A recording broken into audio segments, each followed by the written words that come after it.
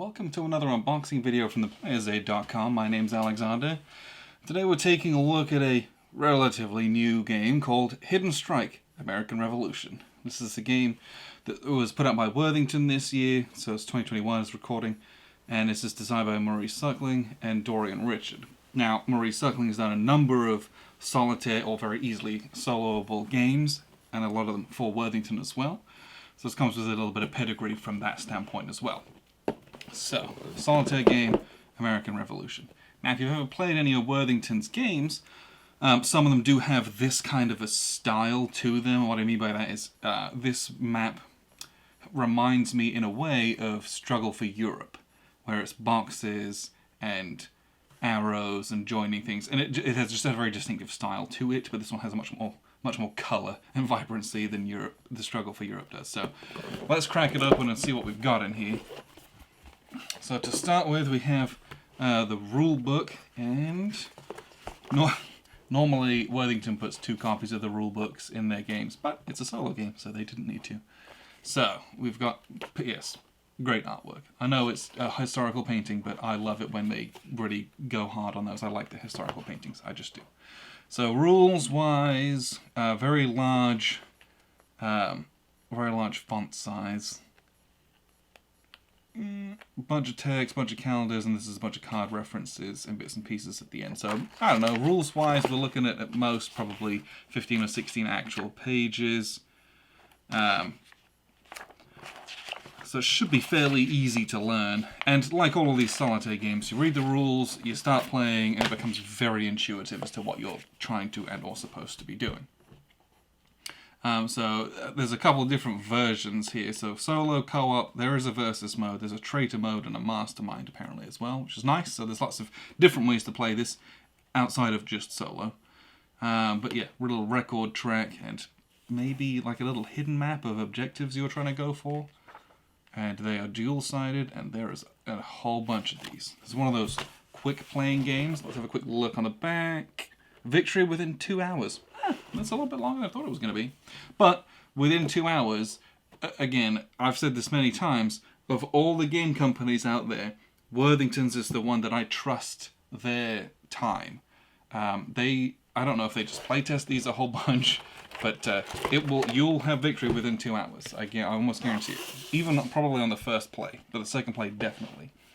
Some games deeply underestimate how long they take to play. So this is the map. It's a smaller map than usual. I believe this is 22 by 17, but it's fully mounted, and it goes right up to the edge. Like, there's no wasted space on this map. There's no border really or anything like that. This is tiny little one.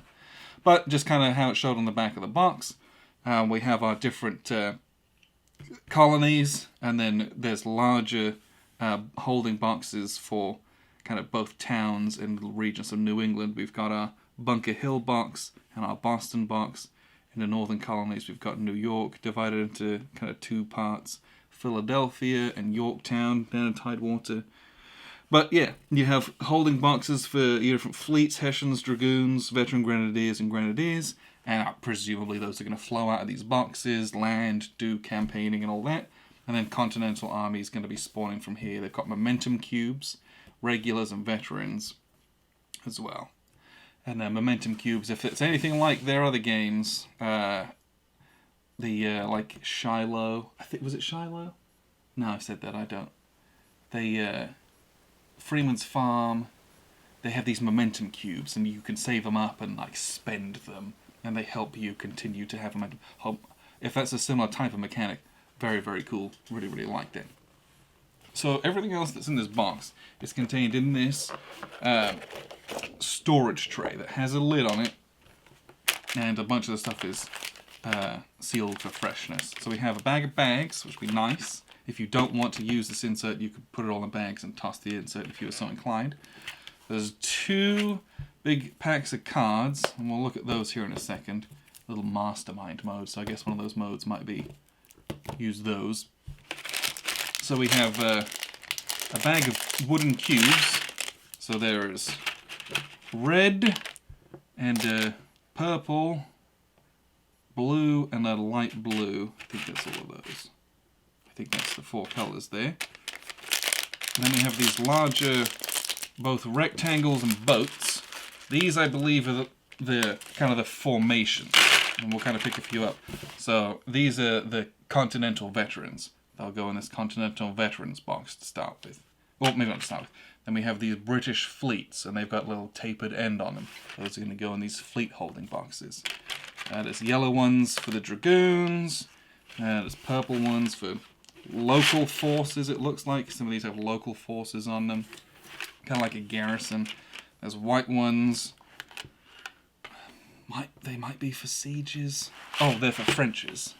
Allied Army Pool, yeah. That's probably down there. Allied Fleet Pool, yeah. And then there's more of these. Yep.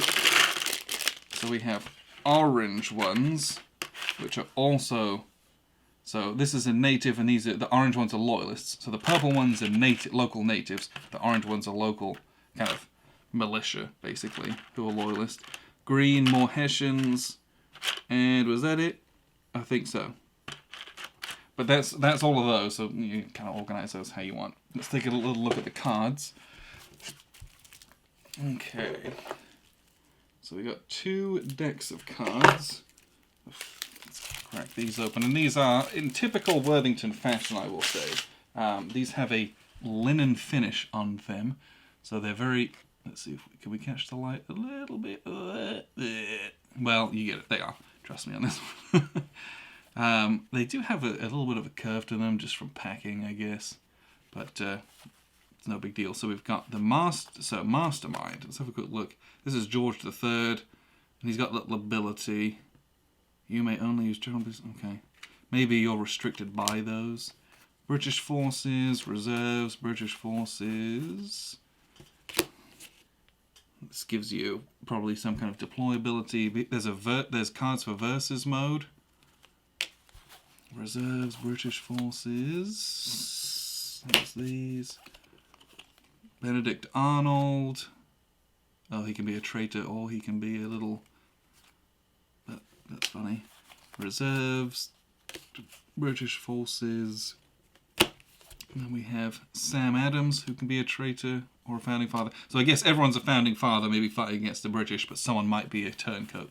That'd be pretty cool, honestly. I'd actually really like to play that. Now I've said that out loud. Yeah, so I got John Hancock, who can be a traitor or not. Yeah, that's pretty cute if they end up doing that. Benjamin Franklin, British Forces, a bunch of these cards. And then Thomas Jefferson, who could also be a traitor. That would also be... It would be humorous, to say the least. I guess they were all traitors in one way or another. Traitors to the crown, at least. Okay. And then we have the second deck of cards, which looks a little bit different. I got some different things here. Presumably Continental Forces. We've got George Washington. Again, got a little traitor side to him. We have our Canada card. Who controls that? Is it controlled by the British or Continental Forces? So we've got Loyalist cards. This is the other Mastermind. So this is the British Mastermind. This is Sons of Liberty. This is the American Mastermind. Maybe you play against them. American Forces. This is Tidewater. This is a control marker for Tidewater, which is this. So we've got Canada's up here at the top of the map. Presumably there's ones for each of these larger cities as well. Oh, we got another Mastermind. Interesting. Loyalist cards, American Forces. Again, these have different abilities on them and capacities. Some of them give you choices, others do not. More control cards. And it looks like it's a lot more of those. Control cards and American, Continental, and Loyalist forces. So, whole bunch of cards in this. But I think this is going to give us something a little bit different. Can it play just 2? What does it say on it? It can play up to 5. So, and I think in the 5-player mode, you're probably looking at something like this little traitor mode, so to speak. They're going to deal a bunch of these out. One of you might be a traitor. That could be very, very, very interesting to see how that goes. But this is Hidden Strike American Revolution from Worthington. We'll probably play a number of different versions of this. So we'll probably play it solo. Probably I'd like to get some people together and see if some of those competitive or co-op modes are interesting and worth it too. But extremely good production value. Appreciate you guys tuning in. Check this out if you're interested. I've been Alexander from theplayersaid.com.